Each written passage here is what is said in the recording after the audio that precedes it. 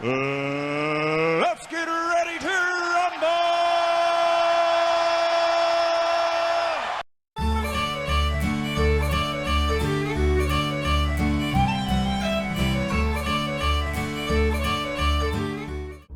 Hello my friends and welcome for my weekly whiskey review.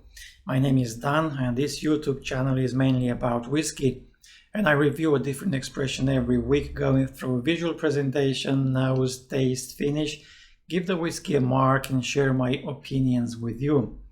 And if you want to be up to date with my future reviews, don't forget to subscribe to this channel and touch the bell for a notification. Today is about Towiemore Classic blended malt Scotch whiskey, my third episode in the Lost Distillery series. As I mentioned in the previous episode, each whiskey brand from the Lost Distillery Company range is an interpretation of the style of single malt produced by a single distillery, created through in-depth historical research. Because distilleries come and go, some of them have been forgotten, but some of them have been revived one way or another.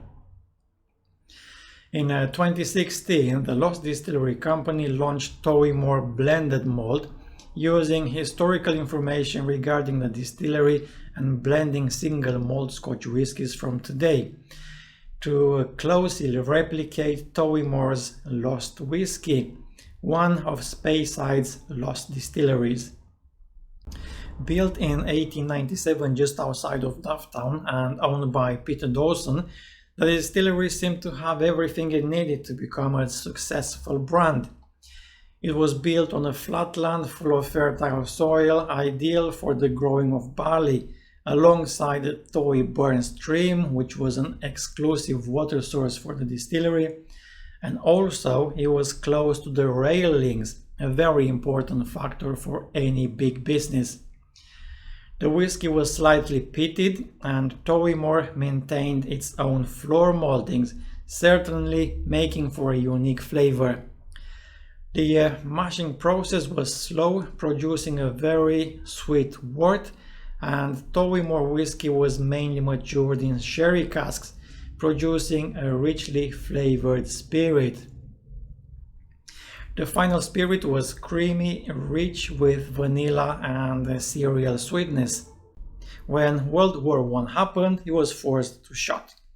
It reopened after the war, but they started to have issues with the quality of their whiskey, and the blenders refused to accept it on account of clouding problems. That happened because Towiemore was an alkaline whiskey, whilst most others were slightly acidic.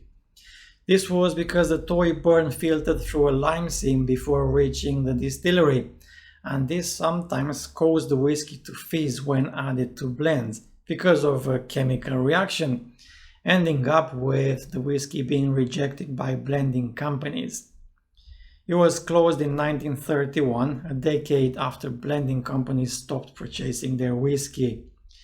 Because remember, the single malt first started to develop only a couple of decades ago, the main market for whiskey being for blended whiskey. And what happens if the final product cannot be sold for blending? You just don't survive. Simple as that. I have a meeting bottle in front of me. And let's pour a little bit more.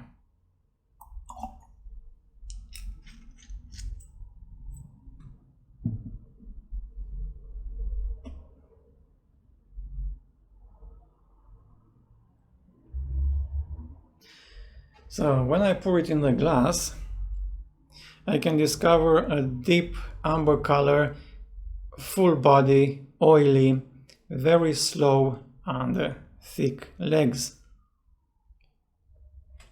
The whiskey is bottled at 43% ABV and it's non-chill filtered, while this color is given by the sherry casks used for whiskey maturation.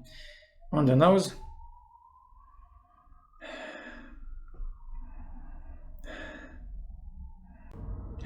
old wine and slightly old wood notes. Sherry aroma, a very good dense layer of sherry notes. The sherry is not overwhelming and it's got a good balance with lots of tropical fruits, bananas and mangoes. Peach, vanilla.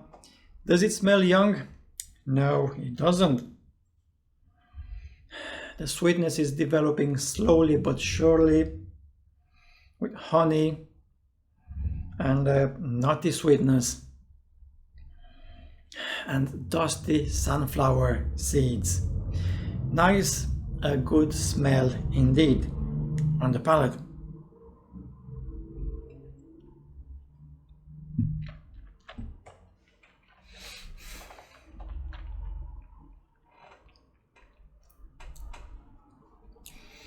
Taking a first sip, those 43% ABV feel a bit sharp, but the whiskey has a creamy feel, and then that sharpness fades away, leading to a peach cream flavor.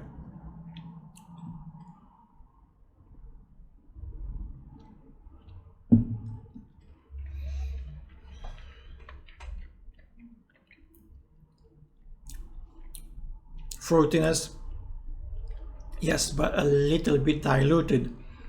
Some raisins and some nuts.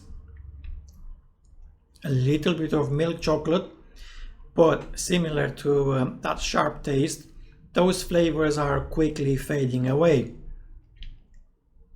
It drinks very easily. There is no complexity in the taste, just an easygoing whiskey with the nose much better than the taste.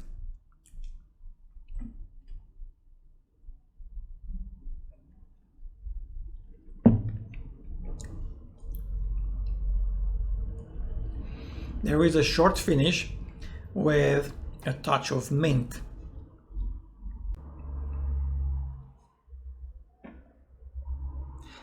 .5 out of 10, a decent malt mark for an easy drinking blended malt Scotch whiskey.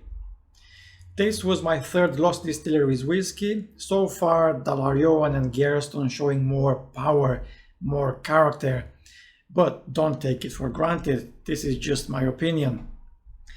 Thank you for watching, and until next time, Slanjeva.